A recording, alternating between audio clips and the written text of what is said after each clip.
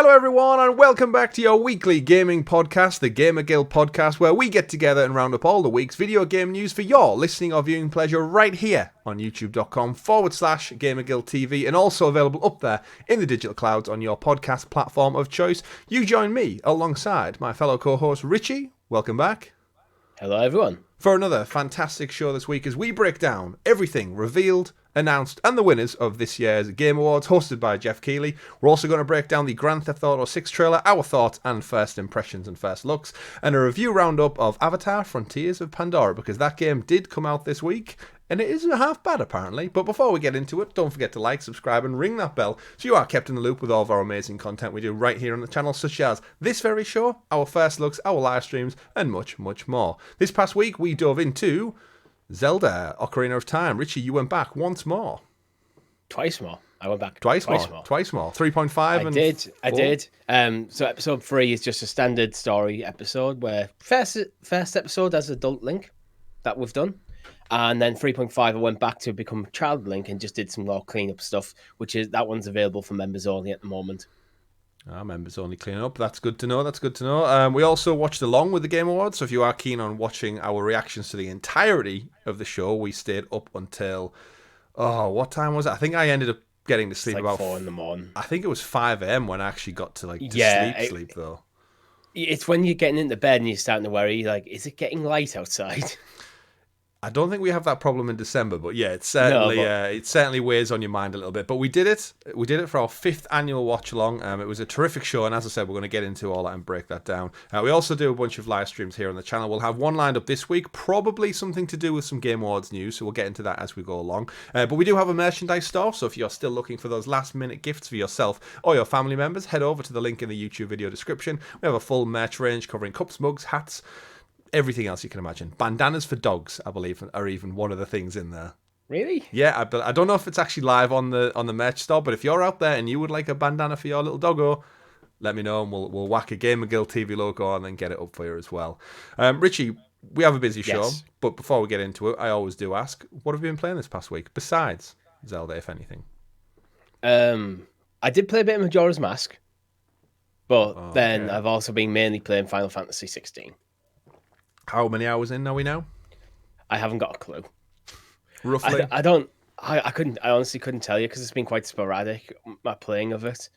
I'm making decent. I think I'm probably good 2/3 way through the story. Okay, putting a dent in it. That's good. Yeah. That's good. And of course, we had some news this week that game is going to be expanding, and we'll get into that with all the details. It has already expanded, actually.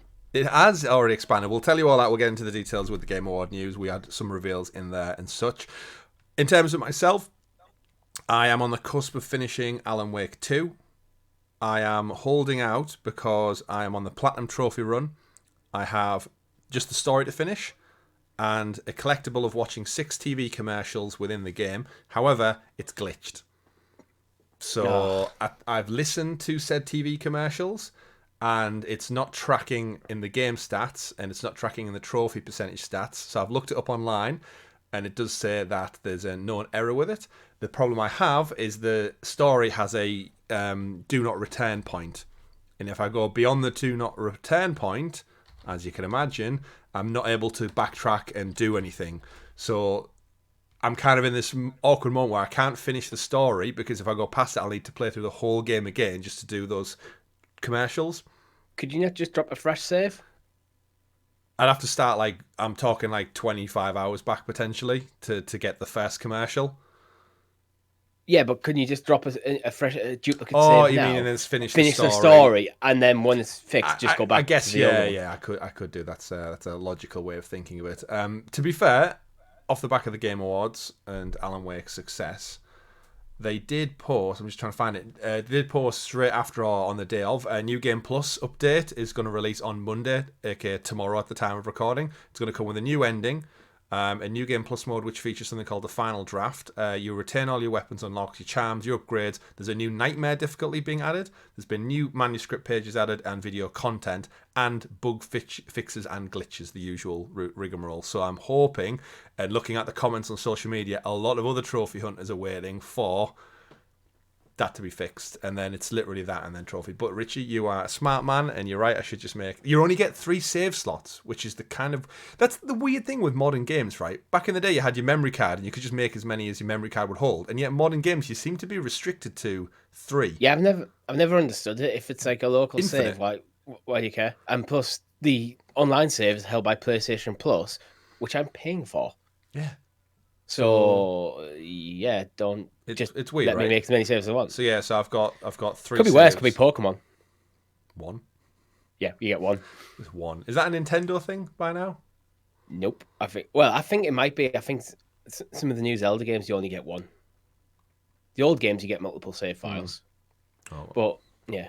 Well. In terms of Alan Wake, though, absolutely adore this game. So I don't know. I'm sure it came across on the podcast and the shows we've done, but fully in on it. Love this franchise.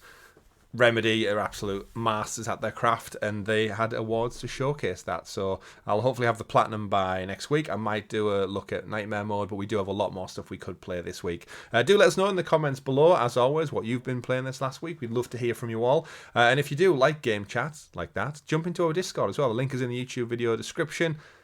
Join up with fellow gamers, talk about games, the Game Awards, what you're playing, what we're playing, what's coming on the horizon, all that and much, much more. But Richie, let's get into the thick of the show. If you could introduce us to the graciously gathered GamerGuild Gazette, aka the news. The news. And as always, every week our news is brought to us by you, lovely members of the channel, the GamerGuild heroes.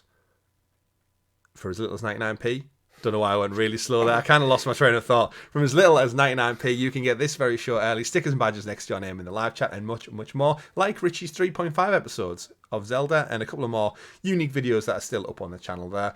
But yes, members, thank you very much. You're all appreciated. You're all loved, especially at this time of year. We know everyone's got expenditure going out all over the place elsewhere. So the fact that you can donate as little as 99p to help this channel keep on keeping on, we do appreciate you all. Richie, news. Bit of a quiet week this week. Not much going on. No announcements, no awards, no trailers 13 years in the making dropping that break all sorts of records. How crazy is it? Let's kick things off, though. Yeah. Story number 1 of the week. The Game Awards have happened. They've been and gone. Some criticism, some great things, some announcements. But what we'll do, I think we'll start off with the actual reveals. We'll get into the game news. We'll recap on the winners. And we'll kind of talk about our thoughts of the overall show back and forth. So, starting things off, Richie. Story number 1. Marvel's Blade from Arkane Lyon and Bethesda Publishing Studio, a.k.a. owned by Xbox, revealed a trailer for Blade. The Daywalker himself from Marvel, the studio that brought you Dishonored and Deathloop recently, not to be confused with the Arkane that brought you Redfall, the other vampire game that we don't talk about This is anymore. the good Arkane. This is the good Arkane. So, I mean, you know what? The other Arkane were not bad until Redfall and everyone seemingly left the business. But to keep things positive, we actually, funny enough, when we watched the trailer and the art style of it almost, and the fact that he was referencing vampires and then he had vampire teeth, we both thought it was like Redfall DLC or Redfall expansion, thinking it's been 6 months, it's probably about the right time to jump in there and fix it or polish it a bit more. Yeah, there was a point during the Game Awards we were watching it and going, are they doing Blade DLC for Redfall? Yeah, it didn't even cross our mind that it might be like a standalone licensed game. But yeah, we saw a trailer, there's a barber giving him a shave, everything pops off outside, lights turn red, and then, seemingly enough, he puts his glasses on, he picks up his sword. Is it a katana that Blade has? I don't know. I think it's style. It's quite... It's got like it's clearly styled off a katana, but not quite. It's not like a very traditional, because it's too straight, isn't it? Yeah, that's what I was thinking. I'm no doubt made of silver, I'm guessing, to kill vampires. Yeah. Blade's one of those interesting characters where I thoroughly enjoyed the Wesley Snipes movies back in the day. Shout out to Triple H and Ryan Reynolds for being in the third movie. But then he kind of went away, and we know he's back in the MCU. He's supposed to come back as Mahershala Ali, but he's one of those where he's such a cool concept, and he kind of fits the trope of a video game perfectly. Now, he's going with Arkane Lyon. Deathloop, of course, Game of the Year award-winning title from last year, the year before, if I recall. What are your thoughts on this one? I think there's going to be a recurring theme where he's a reveal trailer. It's basically, this trailer is, we're working on a Blade game, and shows you nothing about the game. So we can only really go by their past works. Or things like Dishonored, really well praised for its kind of traversal. Didn't sell very well, but yeah, but still, it's a bit of a cult hit. Like for things like its traversal and the way you explore the world and interact with that world. Deathloop is a kind of different one where they went more first person shootery with Deathloop. But I think Blade can work in both ways, so I think this could be a very nice fit. Yeah, absolutely. It's an intriguing one. A couple of the details I guess we want to get into is they have confirmed since that it's third person. All right. So I was just assuming first. Yeah, I did as well.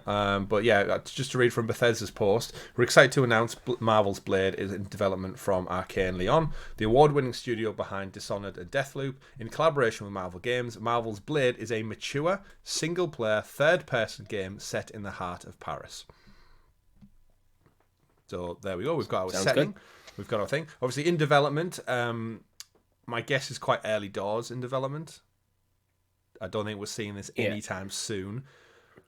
But I'm excited. It does build towards this kind of future of Marvel licensing out their properties to different studios. We obviously got Midnight Suns, which was something a bit different. We've got Spider-Man over at Insomniac. We've got Marvel Snap was shipped out to the people who made the what's the popular cards game? Is it Hearthstone? Or the League of something? The card game. Either way, it's one of them. They were given Marvel Snap. So Marvel are basically choosing and picking. It's finding the right fit for the right IP. I think. Well, I'm with the third person stuff. This does put a span in the works of how I was thinking about the game, because I was trying to imagine Dishonored stroke Deathloop, but with a Blade skin over it, and kind of get a grasp of what the game could be. It going third person feels very different. Yeah, that's my preference. That ticks all the right boxes for me. Yeah. But one thing we can say about Arkane and Lyon is they are pretty good at having these games where you kind of approach a situation in whatever way you want to. They're quite open with that kind of stuff. So it's not like, here's the right path. It's like, no, you've got the tools in your arsenal. Here's a situation, figure it out. Yeah, they could almost do it like a Hitman style. Like, you get your location, I guess. It's full of vampires, like a nightclub or something. Like, you tend to see they're all at the blood banks having fun at nighttime. And you can choose to sneak in, blend in with them, because he's a vampire or half vampire, so he can blend in with them. So you've got that Hitman option. You can go all out action and just hack and slash with his silver bullets and his katana. Or they've done stealth as well before. Like stealth is, it's part of. I could see them doing this really, really well. Yeah, I think it's a perfect match. We will need to get into knowing very little about the story detail and stuff. I'm thrilled for Blade getting his game. Obviously, an Xbox-owned studio. One of the details I do want to get into, I don't want to make a big deal of it, but it was never declared as an exclusive. Even on Microsoft posts and Bethesda's posts, and multiple journalists have reached out for comment, they won't clarify it's an Xbox exclusive, which is odd, because you'd like to think they'd be absolutely singing this from the rooftops. It's not something we've covered recently, but Microsoft are still ongoing with conversations with FTC. So it might just be keeping the powder dry kind of thing. It might be they don't want to commit publicly either way. So they could just develop this as an Xbox exclusive, but as long as they don't declare it's exclusive, it means that there's a potential for a deal on the table with anyone who wants to talk. Yeah. So they're not kind of getting in their own way, but it could be just a bit of that kind of sleight of hand thing. Yeah, we just don't want to commit. Yeah, there's certainly interesting caveats to it, because you've got, as you said there, you've got all the FTC stuff going on. You've also got the reality of it's Marvel. So Marvel could have had a say in this. They could have looked at the Spider-Man numbers. They could have looked at how Midnight Suns has done and a couple of other properties, Avengers, for example, from Square Enix, and thought, if we're going to license this out, do we put into the contract that it needs to be multi-platform? If you want this license, if you pitch this game to us, you can have it, but with the caveat of this. And then, does this go back to Microsoft's grand picture of they want to be on all platforms? We know they make money through Minecraft being on all platforms. We know they're making money now on other titles. Is this just a world where Microsoft are looking to just be that ecosystem, and by new titles coming out and being on other things, are they that fussed? Like, you're a big advocate of saying there won't be a box eventually. Does this lead into that business model long term? It could do, but I think we're probably at this point reading too much into it with other things going on. we don't know whether this was Disney that pitched this to Xbox. Xbox pitched this to Disney. They That pitched could it to change the them, conversation a lot. I think, because Well, there was, Arkane yeah, there was pitched it to Marvel. Yeah. one of the, it was the guy who was on stage with the game director. He'd said afterwards when they, in one of like the side interviews, he'd said when they came to him with the pitch, they just blew him out the water with it. So it sounds like they went to Disney in a regard, but we don't know how these things happen, how they come about. You said. As a quick side question, will this be connected to Wolverine or Spider-Man? No, Totally. It's all I think no, because with Spider-Man being definitely being exclusive, Wolverine almost certainly going to be exclusive. Having any strong connections, even if it is cross-platform, I think would be kind of weird. And I think you might run into the issue that the MCU is almost facing a bit, where it's getting a bit too big for its own comfort. britches. Yeah, and then you're having to watch too much stuff. What's going on? I think this could be a standalone Blade game and just leave it be at that. Is Blade, again, I'm not sure if you know, is Blade New York? Or is he somewhere else? In my mind, I feel like all heroes focusing on New York, but thinking of the movies, I can't actually recall. I mean, this one's Paris. Just a grungy city. Yeah, this one there is, again, yeah. The choice of Paris could be one of them where the Dutch, they don't want to actually commit to whether this is going to be part of the connected universe or not. Yeah. So by picking a completely different city, one they're familiar with, then they could just go, well, if we decide to make this connected, we can, because what's happening in this game is not linked to anything that's happening in any other game. Yeah. I think Paris is a good shout as well because of the general architecture of the cities. They're very like gothic and stylized, and I think if you're looking for that horror element, that underlining like kind of trope, it could bode very, very well at nighttime. And it's going to lead itself to some awesome set pieces when you think of some of like the landmarks in there, like obviously the Eiffel Tower and Arc de Triomphe, but you've got things like Notre Dame and stuff. Like, I could absolutely see like a battle scene happening underneath in the crypts underneath Notre Dame Cathedral. Yeah, I completely agree. I think it's got a rich history of a lot of things, and I think vampires can be woven into that history very, very well. But yeah, so that was for me the biggest announcement from the whole showcase. Brand new game, didn't know about it. Fantastic pairing for a studio. It's almost in a similar way when we spoke about IO Interactive getting the James Bond franchise license. It just seems like the perfect pairing that ticks all the right boxes in that genre to hopefully produce something fantastic. But we yet to see. It's a long way off, probably. My guess is 2 to 3 years, if that. Might be a little bit early for announcement. I hope we're not just constantly chasing this, going, when do we hear about Blade? When do we hear about Blade? Kind of like the MCU. We got him teased at the end of the Eternals. And apparently nothing's happening with that so far. So here we go. Yeah. Moving on though, game number 2 again, we've tiered these. We didn't want to go through it like a list because there was a lot to talk about, and I think our audience, knowing our audience the way we are, knowing us the way we are, and our themes, we didn't want to get bogged down in the show just talking about like random indie games as much as we'd love to. We want to focus on like the big. You can see our reactions to everything. Yeah. On the live stream. Yeah. There's actually a couple of things within the live stream that totally went over my head, and we'll get into them. I think, I don't know, it's a combination of tiredness, or we were talking over the devs, unfortunately, trying to break down what they were doing. But we'll get into it. Second game announced was OD, aka Overdose, by Hideo Kojima. He got to come out on stage. He got to showcase a little flashback of his game, in collaboration with Jordan Peele, famed horror director as well, which kind of surprised a lot of people in the audience. A couple of pieces on this I wanted to really, really dig into, and it kind of bugged me in the overall show in hindsight, is we know Jeff absolutely loves Kojima. I think it's really unfair that he gets 5 to 10 minutes stage time with a translator every single year, and yet some of the devs who won awards got literally played off with the orchestra after like 30 seconds of their acceptance speech.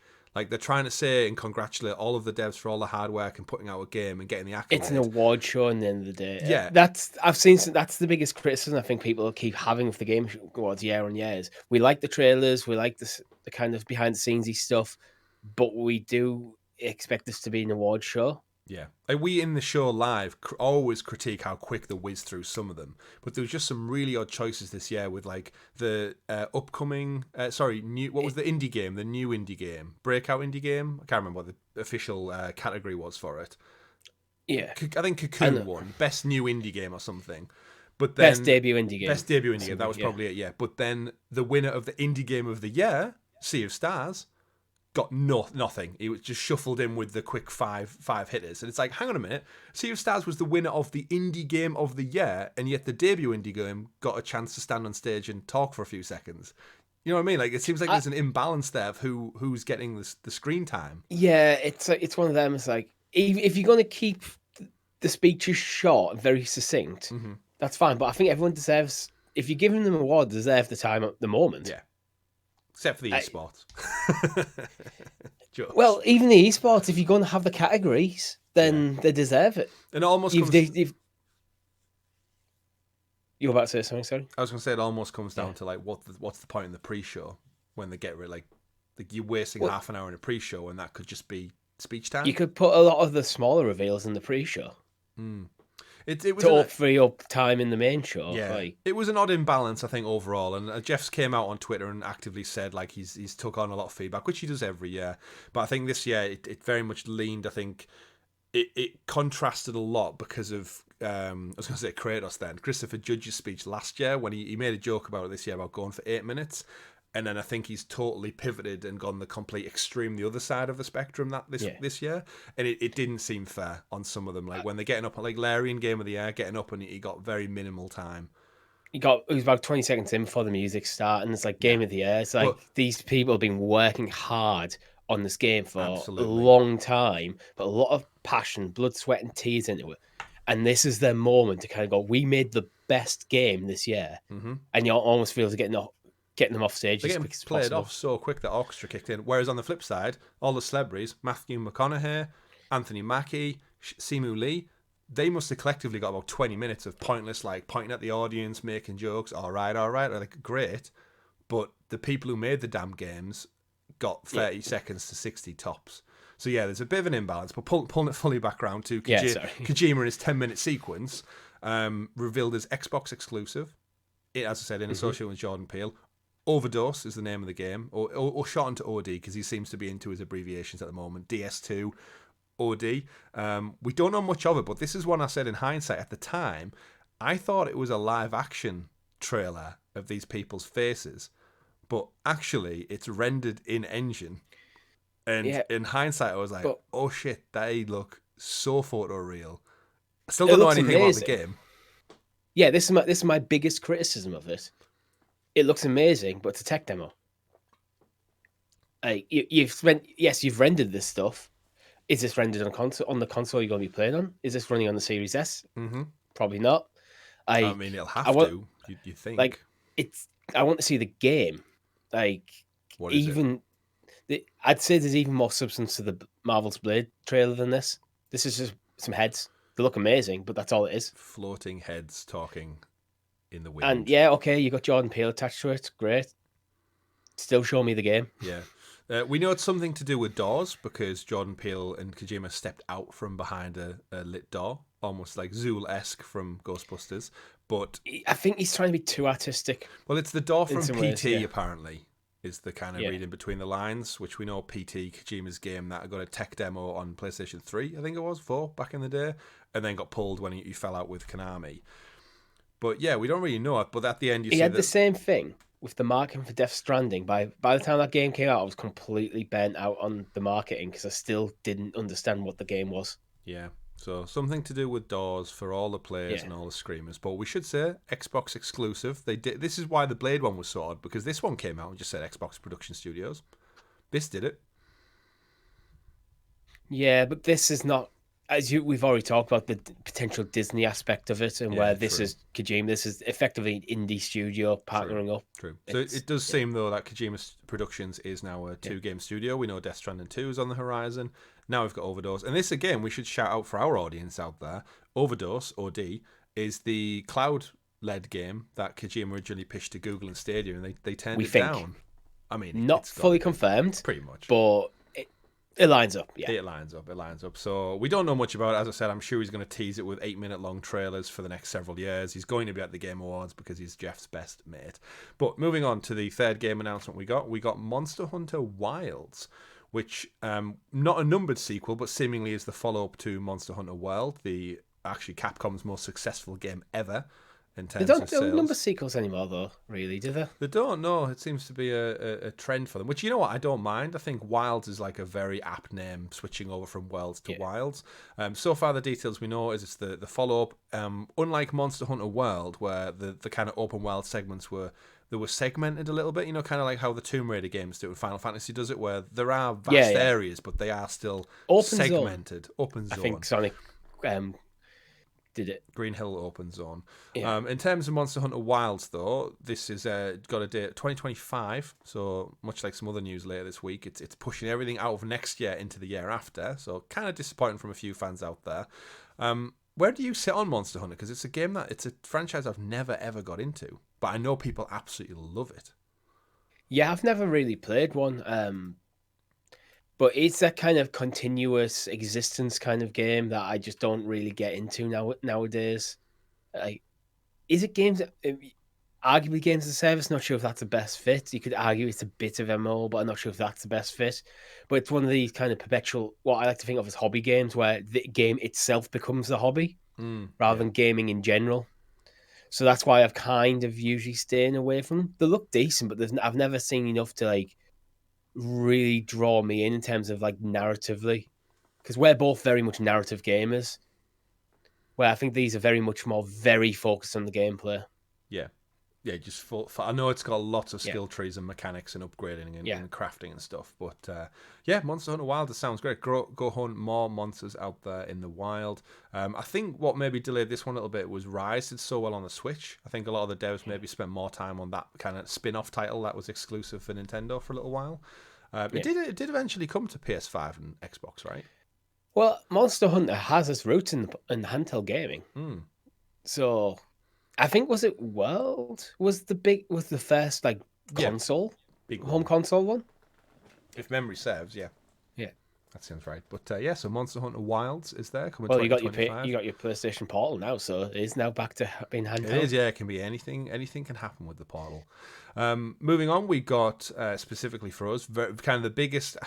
I want to say like it got the biggest hype reveal. But then probably the biggest drop-off, which was God of War Ragnarok. We saw Kratos return. The crowd went wild to see him in there, and the beats of the theme tune kick in. We both did, thinking we're getting that expandalone DLC story, whatever it looks like, single-player, separate game. It ended up actually being God of War Ragnarok Valhalla, which is some DLC for God of War Ragnarok, and it turns into a rogue-like style game where seemingly as Kratos you're going to go through multiple levels of enemies, fight them off, and if you die you kind of go again. I'm guessing you lose some of your stats or some of your equipment and your inventory, and you go again and see how far through the roguelike elements you can get. It is free DLC, we should point out, and it does arrive this week on the 12th of December. It's actually, at the time of listening, it's probably tomorrow or the day after you're going to get this. Free to download, free to play if you already own Ragnarok. Richie, I think this is the biggest drop-off for us because we had that kind of pop of hype, and then it was like, here we go. I'm not really into roguelikes. Yeah. Think you'll be checking it out this week? Probably not. Just because I've got Final Fantasy, which I'm progressing on, I'm enjoying, so to just jump into a game I haven't played in over a year purely for a combat simulator is... I've just... No, it's not for me. I do intend to play it at some point. I've even dug out my God of War disc. It's here. I can install it. You reached over to physically show the video viewers that you have the physical disc copy. Yeah, so I do intend to install it at some point, but it's not something I'm desperate to play. Unfortunately. I went from going, here we go, to... Yeah, I think, you know what, part of me still thinks we might get a separate expandalone story because there's enough to be told left there. I think this might be a stopgap to tie them over because I think over a year after, it seems a bit weird releasing it so late in the day. It's the way they kind of teased it initially. It's like, it's an epilogue to the story. It's like, we're going to see like how Kratos is doing. It's like, here we go. We're going to get like a short like story of like what's what he's been up to since the end of Ragnarok, and then say, "Oh no, it's just you're just going to go to an island and fight some beasties." Yeah, especially because they've said they've rounded out the Norse kind of duology. Small spoilers for Ragnarok, I guess. 5, 4, 3, 2. Well, it's been a year, but still. Yeah, We're yet to wield Mjolnir in it, and I feel like that's something that really needs to happen in this game. that could be in here. That could be one of the things because it's a roguelike. Because it's a roguelike, maybe you start off with just your fists or something, and you pick up the Blades of Chaos, or you pick up the axe, or you pick up Mjolnir throughout as you play through. Yeah. I do feel like there's a really good story beat into how he comes to wield it, though. And I feel like that could be such a rich narrative experience. I want them to utilize that. Part of me also thinks because they've used the word Valhalla, which is synonymous with obviously Norse mythology and many of the titles, Assassin's Creed, because they've used it as like a subtitle, it kind of worries me that we're not going to get an expandalone story because Valhalla would be your default name you would use for any kind of expansion, right? For me, I always felt with either DLC, story DLC, or expandalone. I would have went with Atreus rather than Kratos as your main character for that experience, because I think the Norse section was always meant to be just 2 games, so it feels like the majority of Kratos' story in the Norse realms is done. Where Atreus feels like it's just starting. So by doing it, if you doing an expansion where you're going to focus on Atreus, it could be a perfect test bed. Yeah. To kind of make a full-fledged Atreus game, and then Kratos goes off into a different realm. We haven't done Egypt with him. We haven't. Again, there's so much more to explore. I'd like them to go back with this. Or go back style to Greece. And not. Yeah. I'd lap it all up, and you could remake the Greek games. The pop from the crowd tells you all you need to know about the hunger for this franchise. Still. Yeah. And the quality is there, and this will be. If you like roguelikes, this would be amazing. Yeah. Oh yeah, I'm sure you're flipping out back over. If you enjoyed like Returnal. Yeah, I think this is a game that I think you get a lot of joy out of. If you got half an hour, you just pick up your PlayStation Portal, just stick a half an hour in it, have one run. I think you could enjoy that. But I do hate dying and having to start from scratch again. That's the bit that is an older gamer who has limited time. I don't want to feel like my half an hour is just wasted because I'm dead. Yeah, that's the thing. It would be you're not playing with the view of progression. You're just playing for the pure enjoyment in the moment. Yeah. But what a world leaning into roguelikes. We had obviously the success of Returnal. Now we've got God of War Ragnarok. We've got Last of Us coming out in January, remastered with roguelike elements as well. With their No Left Behind, not Left Behind, No Return, No Behind. I can't remember what it was called. I'm sure it's somewhere. Moving on from God of War TV show though.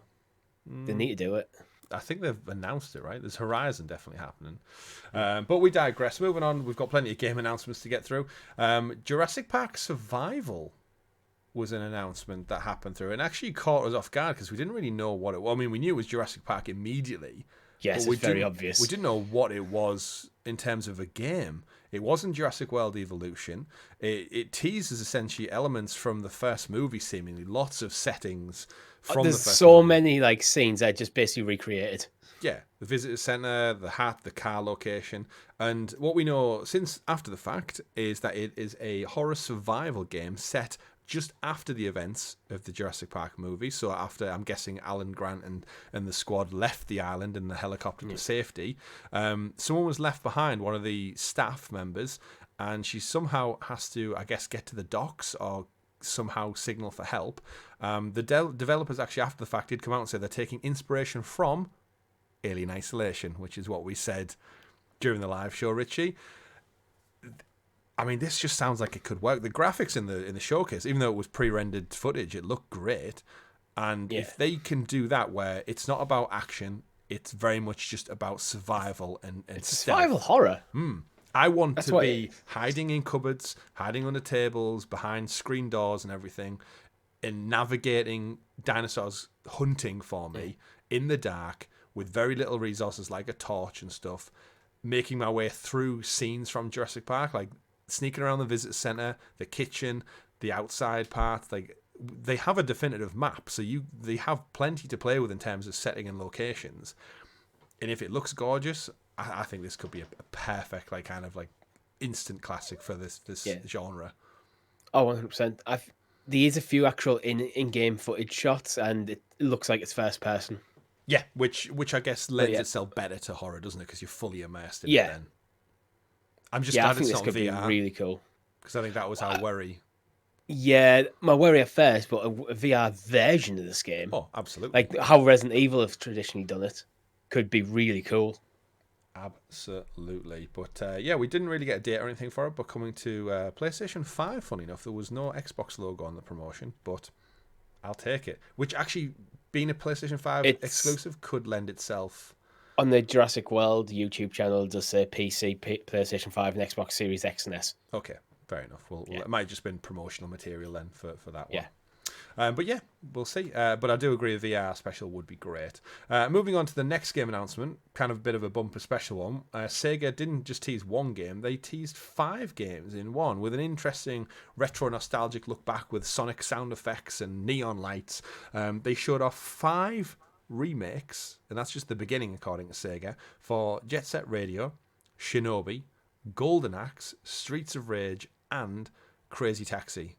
In one swoop, Sega just went, you love these games back in the day, we're going all in, doubling down, and just remaking them in, I guess, a 21st century image.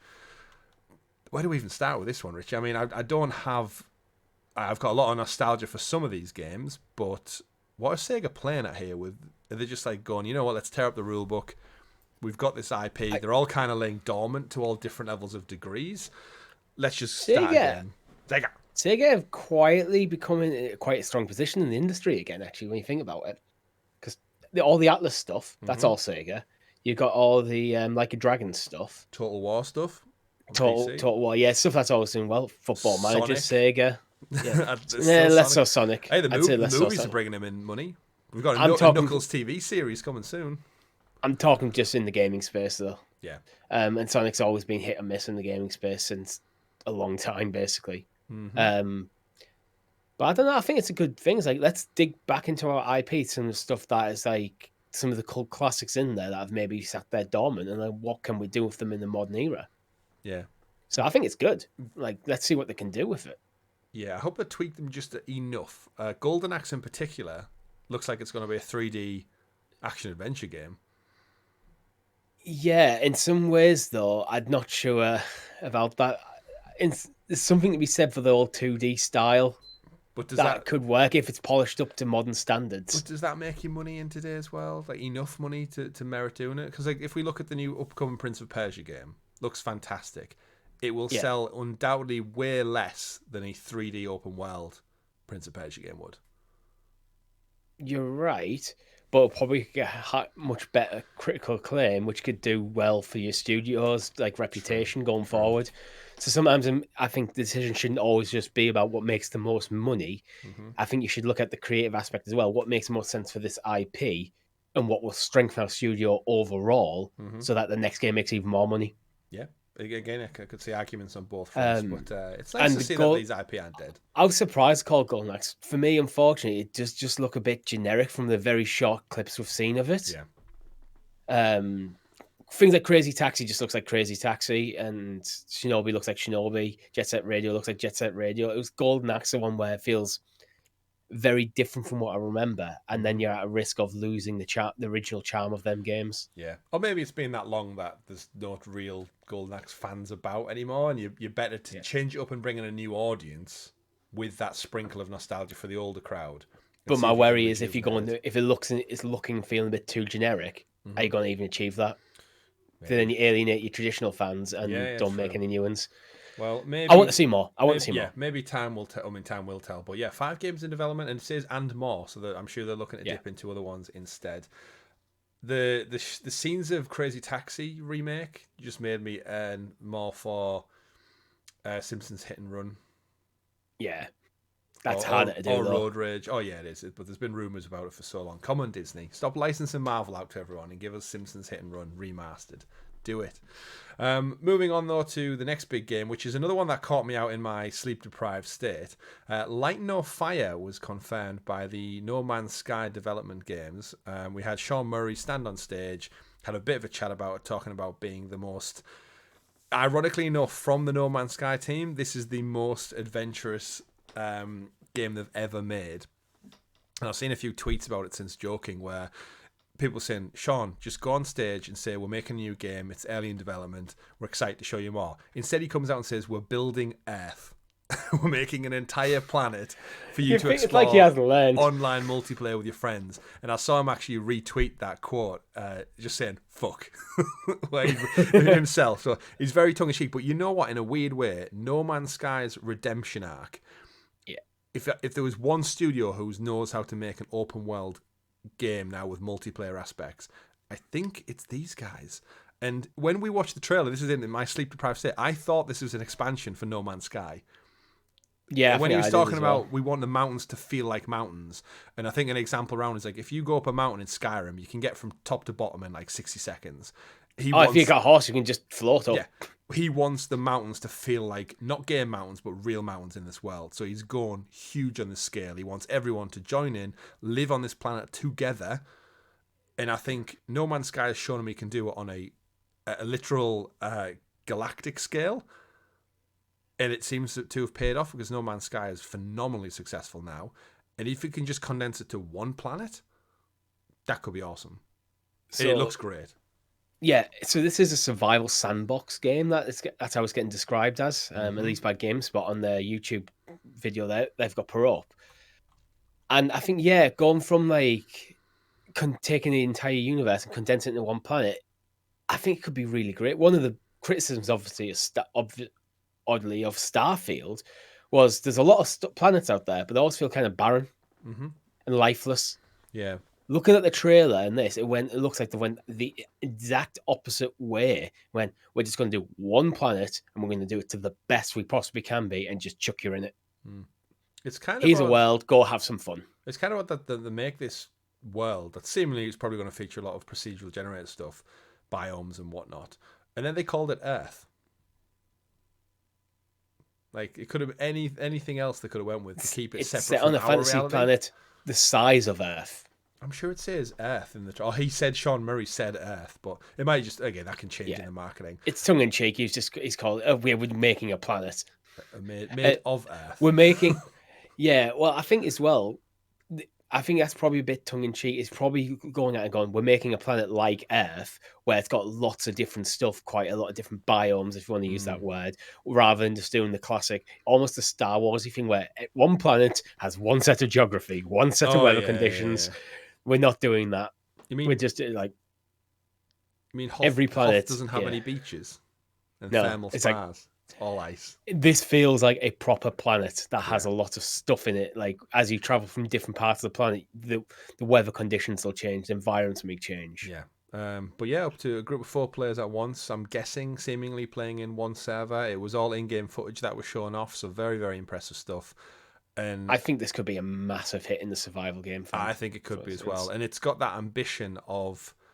And you can ride a bloody dragon. Exactly. And that's always going to be cool, right? Yeah, I thought it looked great. But yeah, at the time, thought it was just No Man's Sky expansion because they shit them out like nobody's business. Yeah. Apparently, no, it's something very, very ambitious and it looks very, very cool. So yeah, hopefully it gets its credit when it comes out.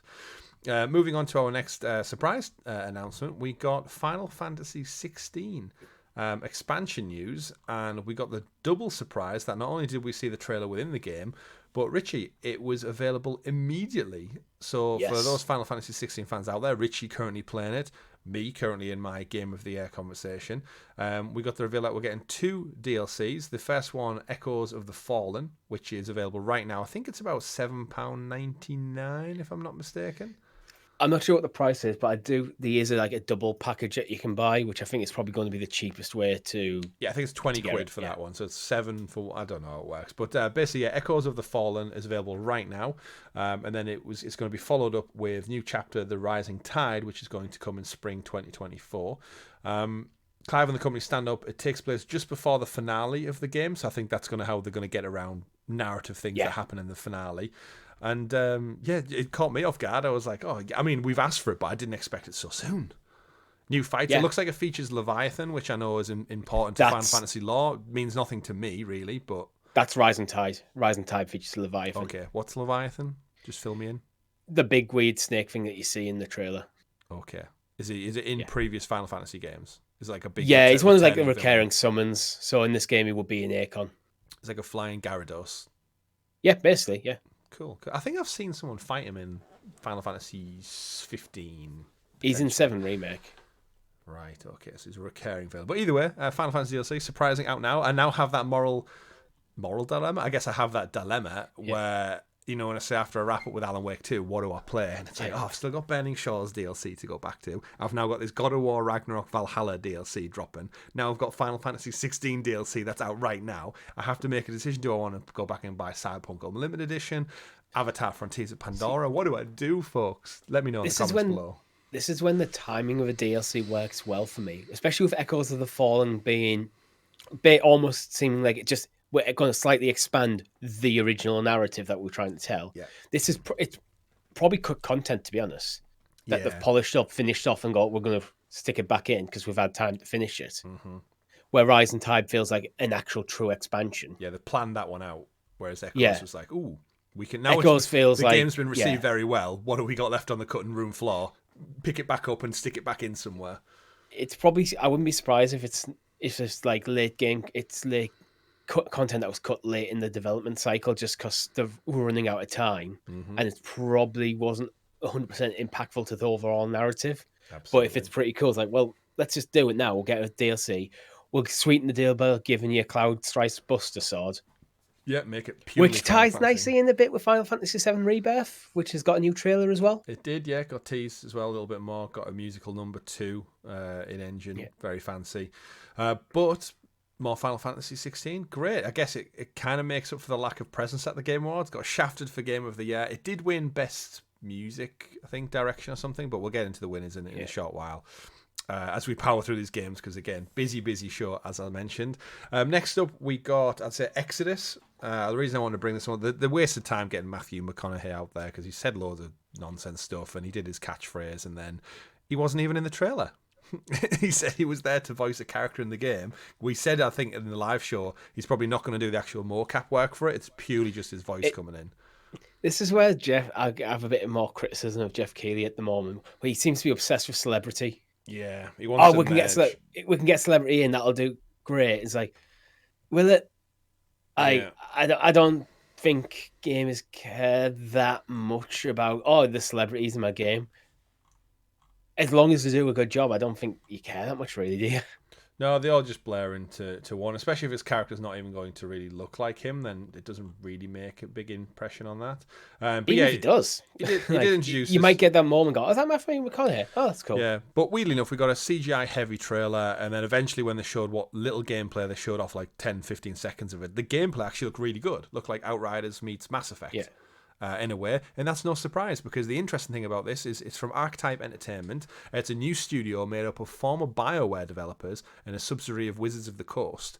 So the debut trailer introduced the main character, known as the Traveller, and it also introduces, which Matthew McConaughey talked about, time dilation mechanics. So whatever you do when you go on missions impacts your team and family back home on supposedly Earth because of time dilation. So you go out, you fuck up on a mission, you get home, and I don't know, your daughter's 20-year-old, or she's dead. I don't know, one of those many outcomes that can happen with time. Weirdly enough, it's basically Interstellar, the movie, into a game, it seems like. And it's got Matthew McConaughey, however you spell it. Exodus, probably not coming out sometime in the near future. But it's interesting with the BioWare devs, I think. That's the one thing that intrigues me. What new studio isn't made up of former BioWare devs? That is true. BioWare itself could do with some good classic BioWare devs. Exodus coming to PlayStation, Xbox, and PC in the near future. I mean, I like the fact it's new IP, and I hope it does really, really well. It looks like you're fighting some kind of sentinel creatures from Xbox, from X-Men, robots and aliens alike. But yeah, it feels like with the time dilation stuff, that might be the one thing in there that makes it not just generic off the shelf sci-fi. Because I think sci-fi and fantasy are two of my favorite genres, but they are so high risk for just feeling generic as hell. Yeah, space.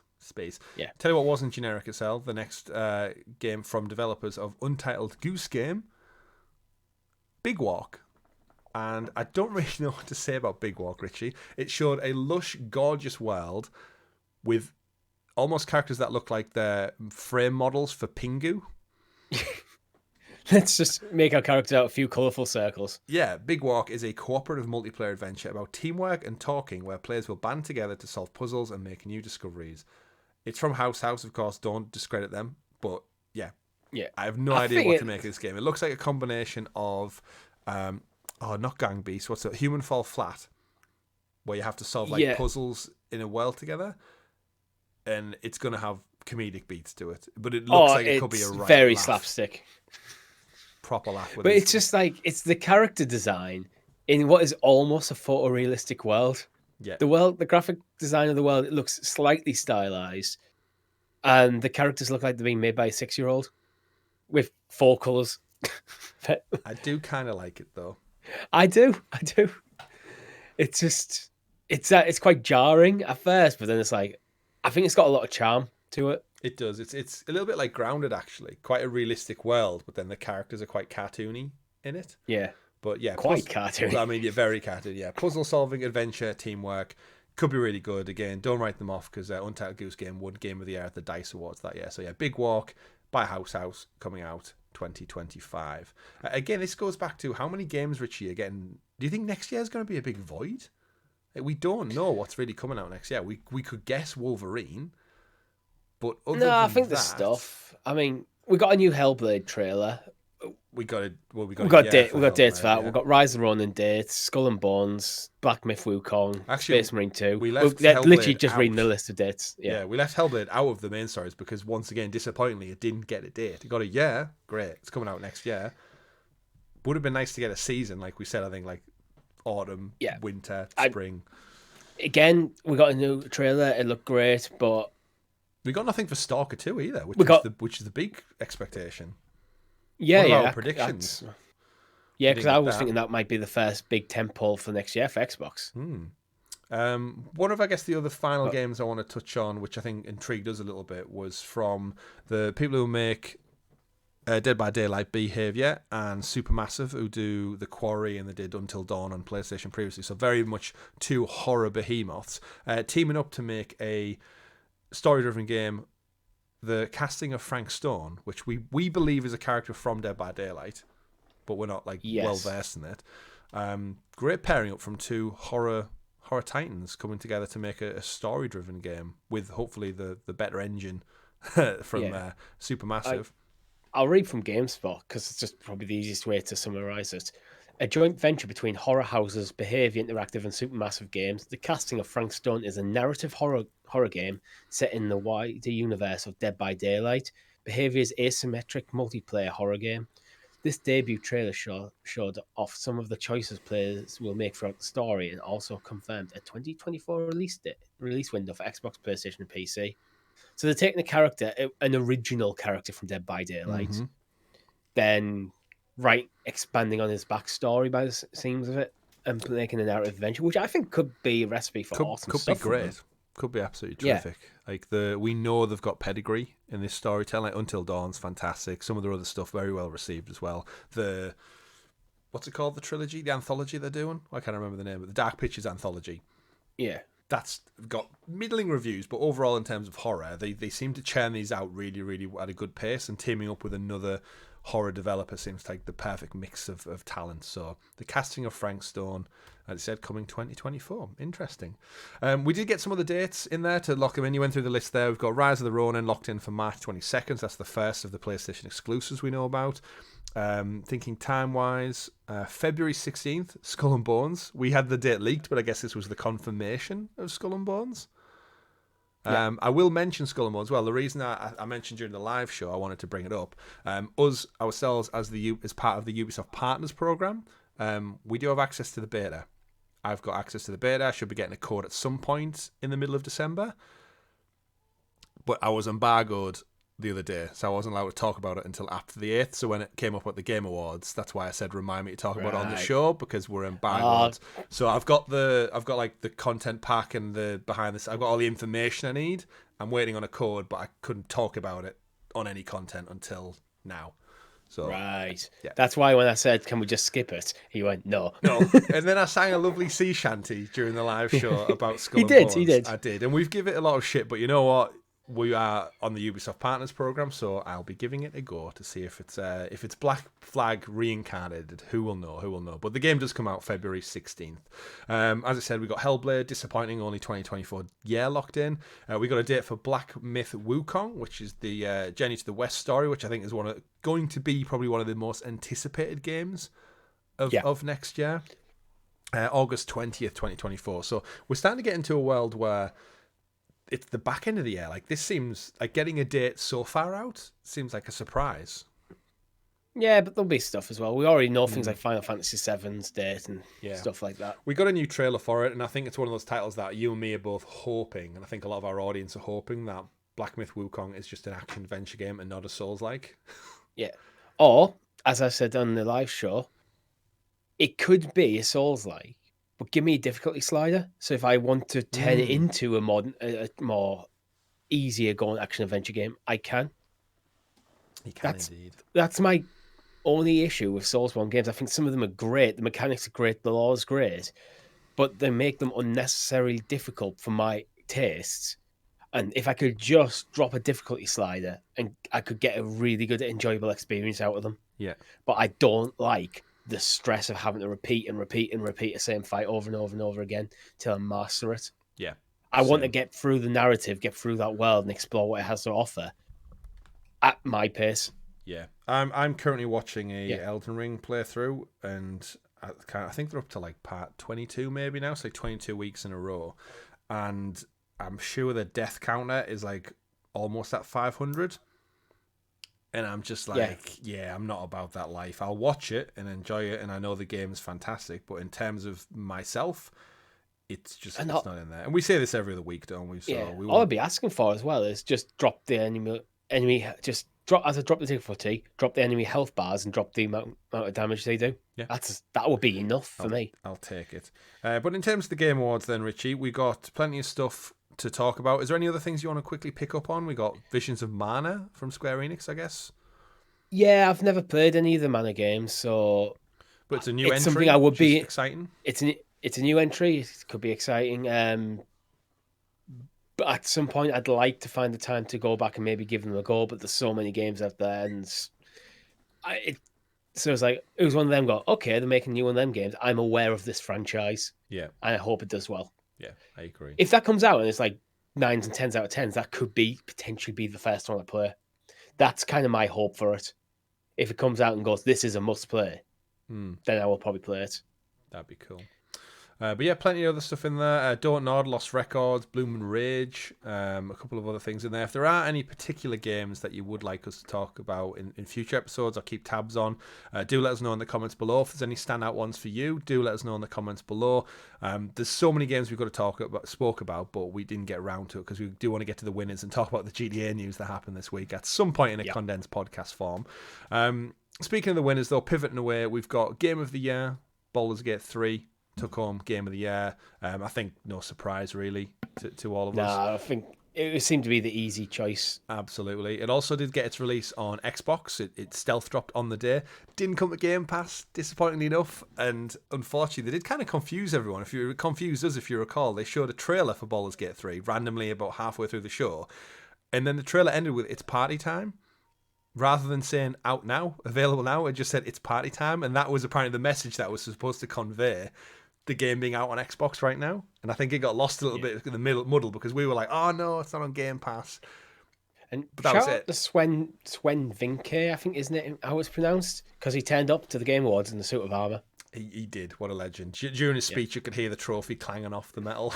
It's just like, what a baller. And he got all of 60 seconds to talk about his victory lap. But no one rushed the stage this year. No Bill Clinton. They should do an award for Best Dressed at the Game Awards because he would have taken it. They should. I don't know. Gonzo was looking pretty sharp up there with his Gonzo was sharp, but Gonzo didn't turn up in the suit of armour. He didn't. And he was dressed too much like Jeff Keighley, so...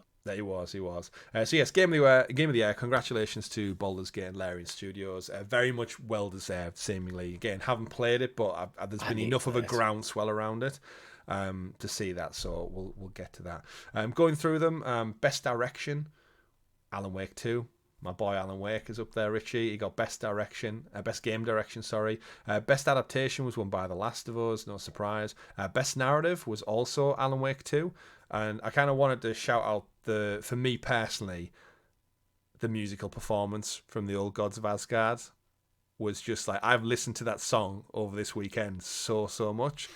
And again, for anyone out there who's played the Ashtray Maze in Control, and if you thought the music was epic in this, Alan Wake 2 with the scene with this song, it just elevates it on every front. And what was great is they got the band, I think it's called something Poets, or it is a real band behind the scenes. Someone in Discord was telling us. I do keep follow talking, I'll look it up. Yeah, you look it up. It's something Poets of something. They're the real band who represented, and they get all the voice actors, the facial actor for Alan Wake, wall and door actor and stuff, and they basically recreated the scene from in the game in real person. And I think for me to play it so recently, it's very, very rare, Richie, that you see a video game translate to a live stage performance, if that's ever happened before. Because obviously video games are fictional, and they usually don't look like their counterparts. Like Troy Baker getting up does not look like Joel, and Nolan North does not look like Nathan Drake. So if you did something physically, but then why would you have them at a games while performing? But because this is so musically influenced, it was just like the most it was like seeing a video game come to life, and it was just tickled my boxes all over the place. The song's epic. The genre of music is right up our street. I think you haven't even played the game, and the rock elements in there were just all there to see, and all that 80s glory. What was the band? Poets of the Fall. Of the Fall, yeah. They're epic. I'm going to go listen to their other stuff. And if you go to the website, they've actually got a full range of Old Gods of Asgard merchandise now out, like t-shirts, mugs, cups, CDs. Just play into it. But yeah, best art direction. Alan Wake also won the best art direction, so absolutely sweeping it. Moving on to the rest of the awards, though. Best score and music. Poets of the Fall. Long-standing history with Remedy, actually. Writing songs for Max Payne 2, The Fall of Max Payne, Alan Wake's American Nightmare Control, and Alan Wake 2. It's a good gig, isn't it, really, if you think about it? Yeah, they seem to be their go-to guys. Like, I'd be curious how many more people check them out because of them being in the game. Yeah. And then, naturally, being a fan of their music probably influences you to buy the game. It's like a happy business deal to have, I think, for a lot of them. Yeah. They're a real band as well. Yeah. Not just a fake in-game band. Yeah, I've been listening to some of their other music, and it's right up my street. Best score and music didn't go to Alan Wake 2, unfortunately, but it did go to Final Fantasy XVI, which I'm so glad the music got some recognition in there, because the orchestral pieces in that game are just chef's kiss. Final Fantasy music is amazing. It is, yeah. You should do a whole Final Fantasy and Zelda. Final Fantasy, they do. I've been to it. I know. Final Fantasy and Zelda are the best music in video games, full stop. I can't pick which one is. If I had to go, I'd go lean slightly towards Zelda, but that's just because my fandom of Zelda is slightly more than my fandom of Final Fantasy. Mm-hmm. Best audio design went to Hi-Fi Rush, which again, another shout out to Hi-Fi Rush for their music. They had to win in some music category. Yeah. They just had to. So yeah, shout out to Hi-Fi Rush. Xbox's first Game Awards victory for something that wasn't Forza in a long time. We got best performance went to Neil Newbon, was the Baldur's Gate 3. Congratulations. Yep. Forza Motorsport did win in terms of accessibility award. Games for Impact, Tchaya, the one Stadia exclusive, picked up the Games for Impact award, which I saw a couple of people on our social media actually lament the loss of Google Stadia again, with Baldur's Gate 3 winning Game of the Year. Its early development was so helped with Google Stadia and cloud gaming. The irony, remote working. If Google Stadia was still here and it still kept hold of its IPs and potential IPs, we'd have had Overdose as an announcement from Kojima. We would have had Games for Impact and Tchaya, Game of the Year and Baldur's Gate. It would have beat Xbox and Nintendo. Yeah. We would have also had Best Ongoing Game in Cyberpunk. Yep. Would have also been there. Destiny was in the mix as well. Yeah. Here and there, they could have.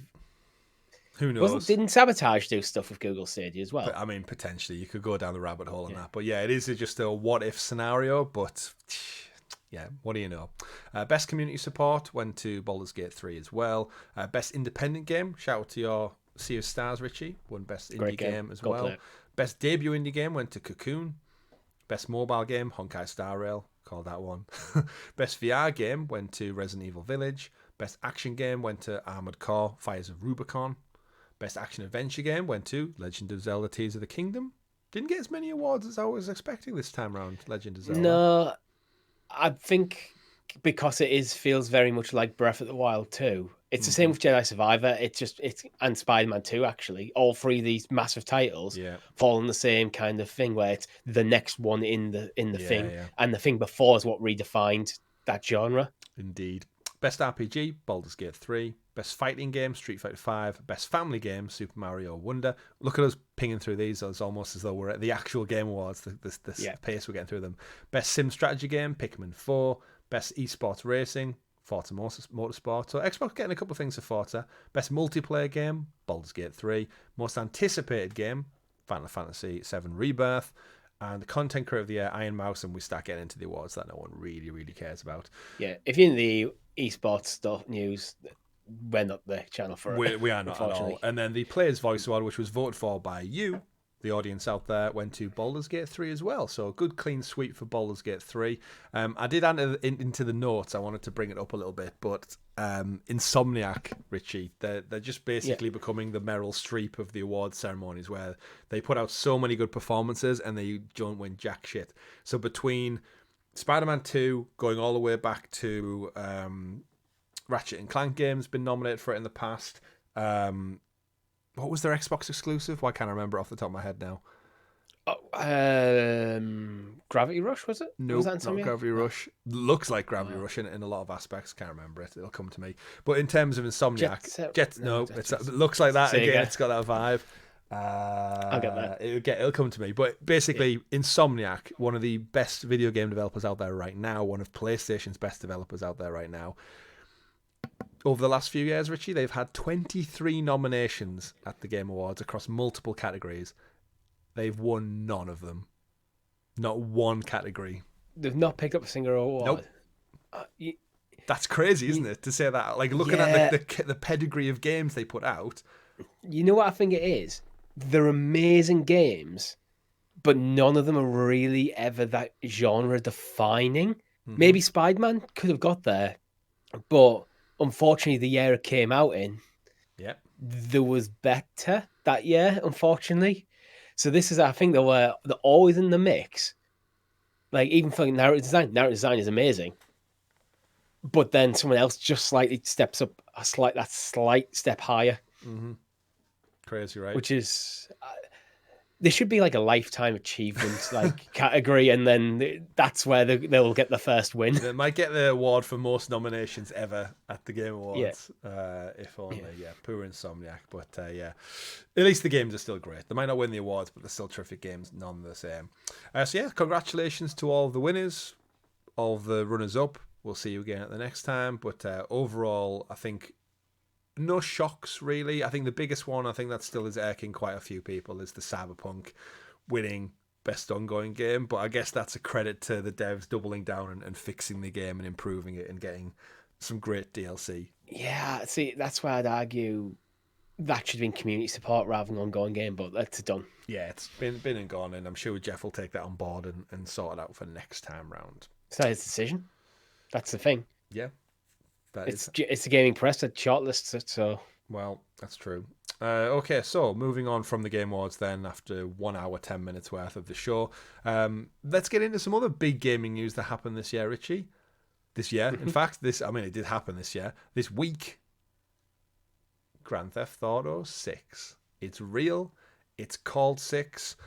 We got a trailer. It lasted for like all of 90 seconds, and yet it blew the world's socks off in terms of pretty much on all fronts. Any category you could tell me, if it's like interactions, uproar, it's got Guinness World Records, people wanting it cancelled, lawsuits already happening. It's you couldn't look away from this thing. But yeah, good point you mentioned that. Yeah, Guinness World Record breaking, because in terms of its YouTube views, within the first 24 hours, it racked up over 90 million and a half views almost in less than. And bear in mind, this wasn't the scheduled one. This is because the trailer leaked just ahead of time. Rockstar just went, fuck it, just put the trailer out, watch the original done, watch a crappy version that's got Bitcoin advertisements over the top of it.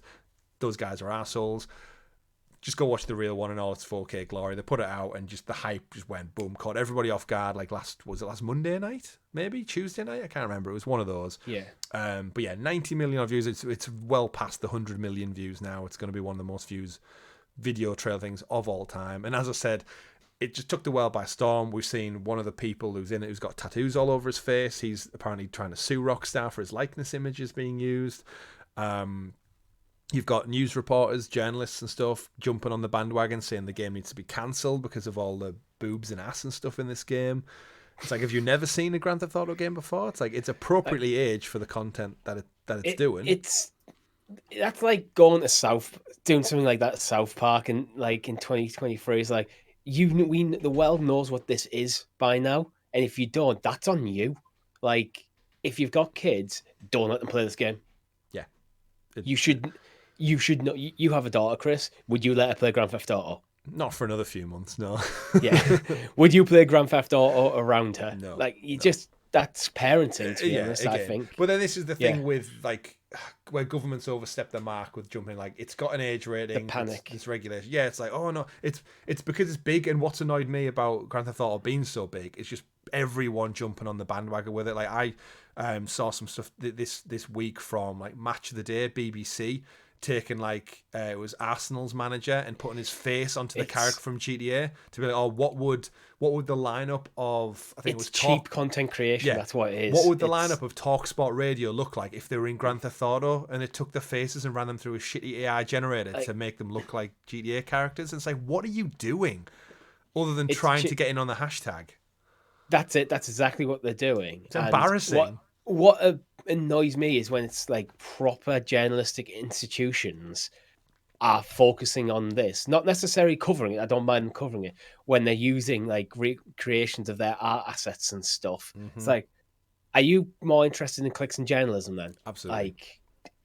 Absolutely. Anyway, without going deep down that rabbit hole, because that's a whole other podcast. Yeah, I mean, did I change our thumbnail for last week's episode to reflect the GTA 6 trailer? Yes, I did. But we're a desperate content creator trying to make a living. Yeah. We're not, like I said, a national institute. But again, won't digress. And it was also in the news last week. Yeah. It was. The trailer was. So we did it for you to get the accurate representation up. But records continue to break. One of the ones I wanted to point was Tom Petty's song, which features in the trailer, which is "Love Is a Long Road." A more lesser known Tom Petty song. It's not Free Fall or anything like that. That also racked up an increase, Richie, of 36,979% increase of streams over on musical platforms. So. Shout out to Tom Petty's agents, because he's passed away now, so all the royalties are going to someone whoever's the owner of his estate. Absolutely. But in terms of Grand Theft Auto, then, it's huge. We know it's got a number now. It's set in Vice City and the wider state of the fictional Florida, or Louisiana or something they've called it, I think. We don't know how to pronounce the name yet. We know we've got our two protagonists, seemingly, male and female, on some kind of crime spree breaking out. We don't know. I've seen rumours that he might be an undercover cop, judging by his apparel that he's wearing. People have gone deep on this game, as you can imagine, like 90 Easter eggs and this and that. We've seen crocodiles breaking into convenience stores, which is a real life thing. We've seen a lady with two hammers, which was a real thing that happened. Florida's batshit crazy, Richard. I don't know if you've ever been to Florida. It lends itself to a lot of comedy, let's say the least. But I do love Florida. I've just been looking, as we were talking, when you mentioned Tom Petty, we haven't been content claimed for the Game Awards stream yet. Have we not? So go watch it now. We're still earning. Wow. Yeah, go get that in. This episode of the show will not actually have the GTA trailer, because Rockstar are very litigious when it comes to... They literally claimed us last week. Yeah. I had to re-edit it. So if members last week were wondering why the video went up for members only, then disappeared, and a few hours later came back up, it's because I went back in and re-edited the trailer. Have to do that a few times. Yeah. It's them, and I want to say Capcom or Konami are quite annoying with it. Bandai Namco, they are as well. But back to the game. Grand Theft Auto, we are, again, 2 years out, or not really 2 years, because we're almost in 2024, but 2025 is the date. My guess is it'll launch in the June time, like summer seems to be the tradition for Grand Theft Auto. Yeah. What are your thoughts then? Where are you sitting on it? Graphically, gameplay wise? Obviously, it's just a teaser, so you don't really get much of the game. Full disclosure, CGI trailers do very little for me. I knew this game was, and I should also mention that I knew this game was coming. I knew it was going to be set in Vice City. I knew it was going to be dual protagonists. So there wasn't really anything new in this trailer for me. So it hasn't moved the needle at all. I think it's a very good first teaser trailer. If you're not a content creator and you're not listening to GamerGuild or other podcasts like it, and you're just sat there playing Grand Theft Auto 5 occasionally, and then this drops, I think you'll be very happy with what you saw. Unnecessary amount of twerking, but it was there, if that's what you're into. But yeah, I think the trailer is good in every single way, but I don't think it's great. Graphically, I think the most impressive thing graphically is actually there was a panning shot of the beach of Vice City, and there's a lot of characters on that beach. Yeah, that is impressive. The actual art style itself, we've seen better. So this is the thing. I don't think it's elevate. While I'm not a graphics snob, I can be a little bit like when I look at this and look at the graphics and go, they're very good, but that's all they are. They're not elevating graphical technology, anything. Yeah. It's not like OD. And we know this with open world games anyway. There's always limitations on how much you have to cut corners somewhere. I personally thought it looked great. It looked better than the last game, which is what I expect. Yeah. They have the money and the budget to put into it. It looks like a very decent level current gen game. Yeah. I think it looks a bit better than current gen. I think it's got some polish. There's something, again, it's only a teaser, so we're not going to look too much into it. We're not going to do a full Easter egg breakdown or anything like that, but I'm excited for it. It's a shame it's another year out, but I've waited long enough now. I'll inevitably be playing it anyway, day one. I enjoyed the story of 5. I enjoyed the gameplay of 5. I enjoy every Grand Theft Auto game I've ever played, even back to Grand Theft Auto London, back on the PS1. But it's just been so long that I'm kind of like indifferent towards it now. So I'll probably, no doubt, when I get it and play it, I'll be like, this is fantastic. And we'll probably do loads with it. But for now... It didn't answer any of the questions I have for the game. All the stuff we were speculating on last week didn't answer a single question. Like, is this going to be online? Is it going to be single player? How is it going to work with Grand Theft Auto online? All that sort of questions. But as I said, this is a first trailer, so I think it's fine. Yeah, take it for what it is. I'm just happy we're back in Vice City. Give me some 80s music. Give me some Phil Collins. Let me drive around, listen to the radio, and just view that city remade in the wider state. And I'm just curious to see what Rockstar do with all their billions and billions of pounds/dollars. But I'm sure it'll smash more records. I'm sure the next trailer will have even more, but we've got a little while to wait. So let us know in the comments below what your feedback and ideas and thoughts are on the Grand Theft Auto trailer. Did you watch it? Did you enjoy it? What would you want to see from it? Let us know below. Is this actually the first formal announcement of the existence of Grand Theft Auto 6? I believe they put out something a while ago saying it is coming, but that was about it. Yeah. And you can see why, because the world just goes into a frenzy over it. This game is going to sell tens of millions without any problems. It could even get a bad score rating and it would still probably sell the same numbers. Moving on, though, to some smaller news stories of the week as we do round out this week's busy chock-a-block episode. Avatar Frontiers of Pandora, unfortunately, has been lost in the mix a little bit this past week. However, it should not be all seen as bad because the game is reviewing quite well. Looking at some of the reviews over on the world of the internet, we've got Destructoid giving it a 9 out of 10. If you walked away from Avatar wishing a world like Pandora actually existed out there, here you go. That is that world. This is that world, in fact. Seeing Pandora is one thing, but being able to scale its massive treetops so high above its floating mountains on an Ikran and traverse its wide open plains on the back of a dire horse is something really special. This is the best version of Avatar yet. Reading from Dextero, they gave it an 8 out of 10. Avatar Frontiers of Pandora is an exceptional realisation of this franchise. Its spirit feels pitch perfect, walking completely in step with James Cameron's films. It understands Avatar and its appeal and lets it be led by that rather than the typical first-person and Ubisoft tropes. It soars high, whilst also taking on some harrowing themes too. It may not work for everyone, but it's a delight for any Avatar fan and one of the best games based on a film IP ever made. Rounding out the scores, VGC give it a 4 out of 5, IGN give it a 7 out of 10, 3.5 out of 5 from Games Radar, and then a couple of other high scores and middle scores too. Overall, on Metacritic, it's sitting on a 74. So your typical Ubisoft tropes, Richie, 7 to 8 is pretty much the standard bar that Ubisoft tend to hit. But overall, though, the praise and the general consensus around Avatar is everybody seems to be enjoying it. It's just a shame it came out at the back end of a blockbuster year where everybody is still playing the phenomenal list of games we just spent an hour or more discussing and breaking down. And I personally have been caught up in that. This game would have been a shoo-in buy for me. Big Ubisoft fan. I'm an Avatar fan. Yes. And now I'm in this world now where I've got to compete with Cyberpunk Unlimited Edition, all these various DLCs and expansions, or something else. So that's basically the crux of my criticism over Ubisoft in recent years, where 8 out of 10, 7 out of 10 games are good. I will enjoy them. I enjoy things like Far Cry, I enjoy things like Assassin's Creed. But there's usually something I'd rather be playing. So I look at that score nowadays and going, that's not quite good enough to draw my attention to make it for me want to play your game over someone else's. yeah.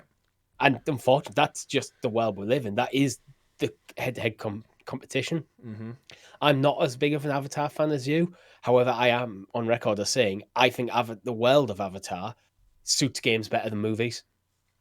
I think that is such a nice world that I could really get lost in. Yeah. And they've seemingly nailed that. But the reviews seem to be anywhere from 6 to 10. So I think I want to see some more reviews come out. The kind of before I really cast my final decision on this game. I'm still interested in it in a kind of passing way. Mm-hmm. And with also things like Assassin's Creed Mirage out this year, which I haven't got round to playing to, another game that I would describe as on the backlog rather than just a game I'm interested in. Yeah. At some point, I might go Ubisoft Ubisoft Plus and play both. Yeah. But I don't. Maybe if next year is a bit quieter. Hey, hang maybe fire that's till when. January and you can get Prince of Persia in that mix as well.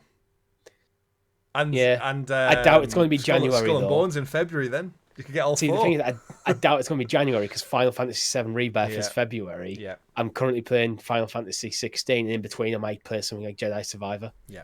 So this is the problem. So much stuff, but it's good to know it's doing well. I think Ubisoft needed to win. It goes back to Ubisoft's business problem of timelines and roadmaps. We know a lot of developers suffer from this, but if this game's coming out and it's getting like varying scores, probably on average around about the 8 out of 10 mark. This was due out last year when the movie came out, and I feel like it would have benefited so much. One, not being in this year, because this year in the same hype cycle as the movie. In the movie, in a quieter year, it would have been great. Now it's had to be pushed back, and unfortunately, the next entry in the movie doesn't come out until next Christmas. So I enjoyed the movie. I enjoyed the movie. It feast for the eyes. I saw it in IMAX, and I was blown away. Now, I think I enjoyed it more because I didn't see it as a feast for the eyes. I got to focus more on the characters and the story because I saw it on an aeroplane. So, mixing conversations, though. But, yeah, it just seems like typical Ubisoft stepping on a rake problems where it's like, yeah, if you released it last year, probably would have done better. Release it next year, probably would have done better. And yet you come out in the most stacked year in video game history. But they also didn't really have a choice. They don't. You can't just sit on it, They haven't had a big title this year, and it wasn't ready last year. Yeah. I mean, Mirage was arguably their big one this year. It's literally not a big title. That's kind of the point of that game. I mean, the franchise, then. It's franchise. But that's what I mean. Like, you needed more than just Mirage this year. Yeah. No Far Cry this year, no Division entry, couple of bits and pieces. But, hopefully Ubisoft, this is the kickstart again that they need heading into next year. Hopefully Skull and Bones gets 8 and plus. Prince of Persia hopefully will review well in January, and then I think Prince of Persia will do well.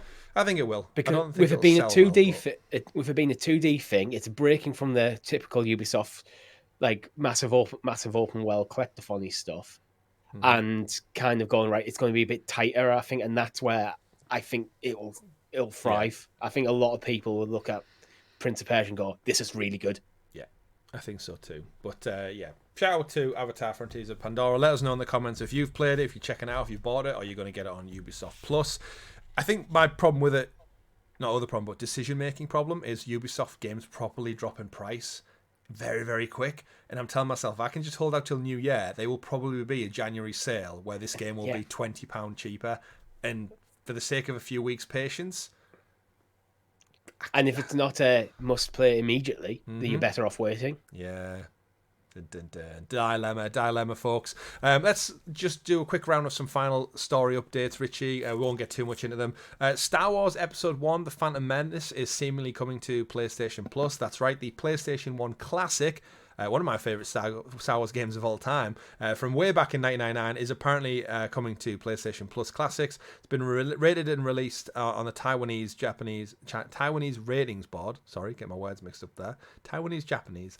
It seems like Disney Classics are just propping up the PlayStation Classics library. We've got like the likes of Toy Story and Incredibles, some random movie tie-in shit that's shown up on PlayStation Classics. But hey, if it works, it works. Go back and relive Obi-Wan, Qui-Gon, Anakin's adventure with Darth Maul. The one thing this game does have going for it, Richie, although the graphics don't hold up to their standard, it rocks Duel of the Fates nearly every other level. So if you just want to walk around in a Star Wars game listening to one of the best soundtracks of all time, this is the game for you.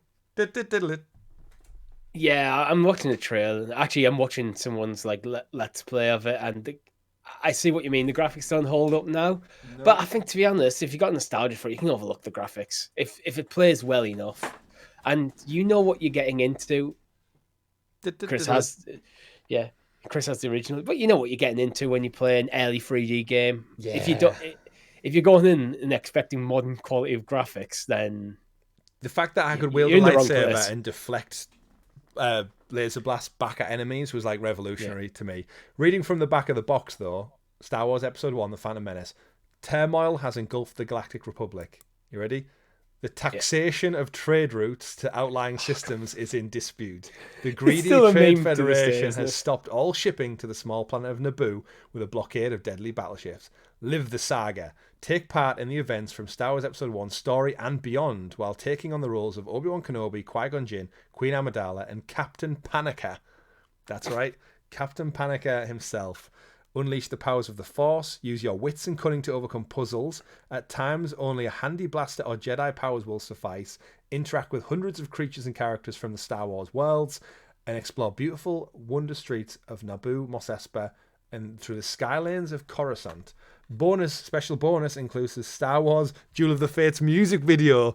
Is that probably the only song they've got licensed? It's got kind of weird, slightly top-down view to it. It does. It's like an old school one. Yeah. I can't remember it, but I wonder if it's a technique they use to kind of reduce the draw distance without making it obvious. Looks beautiful. I'd go holiday and oh god, yeah. Feed. I just love the meme how it's like, of all the ways you could start a Star Wars film, you start with a bloody trade dispute. You do, but you do start like it's very much movie tie-in where you do start on the ship with Obi-Wan and Qui-Gon when the gas comes into the room, then you have to escape from there. I do remember getting my ass handed to me all the times by those battle tanks.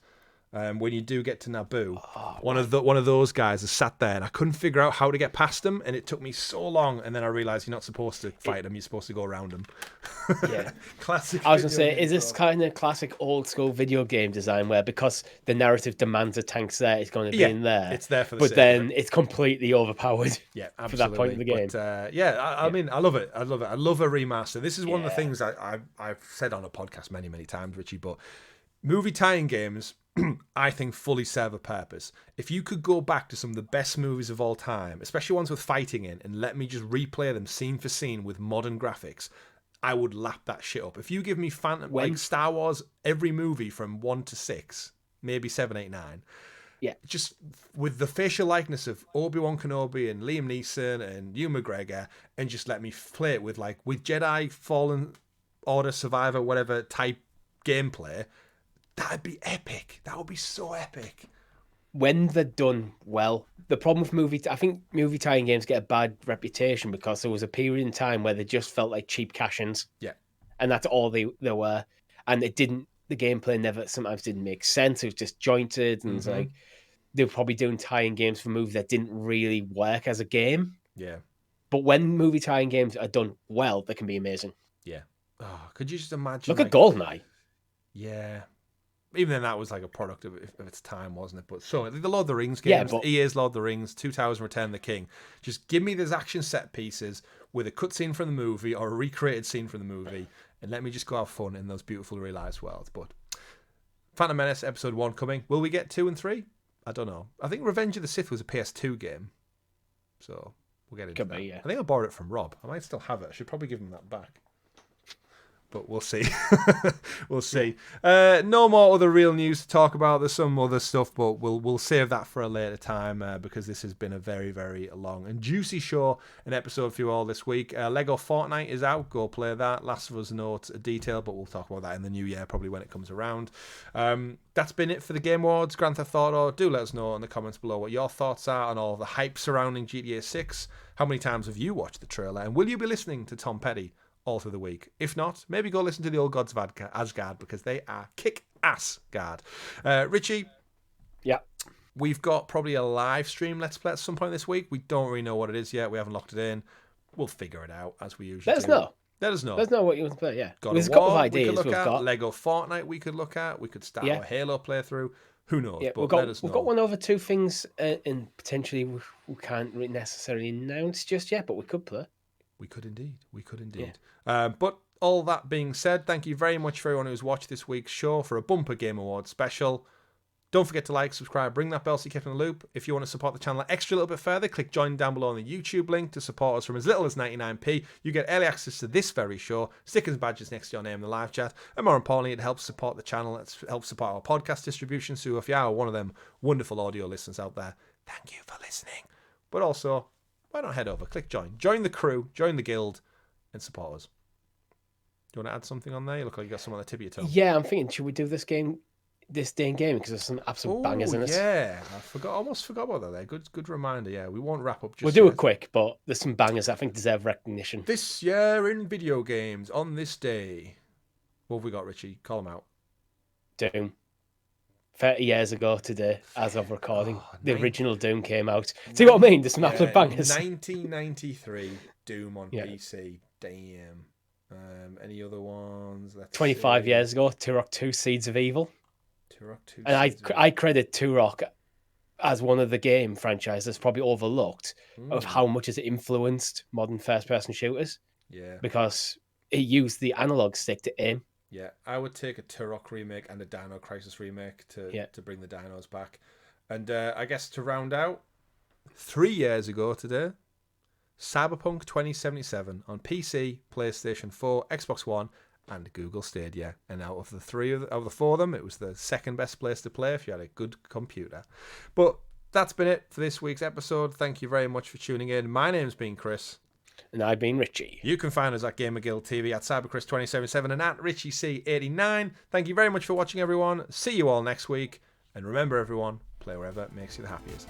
Goodbye. Bye.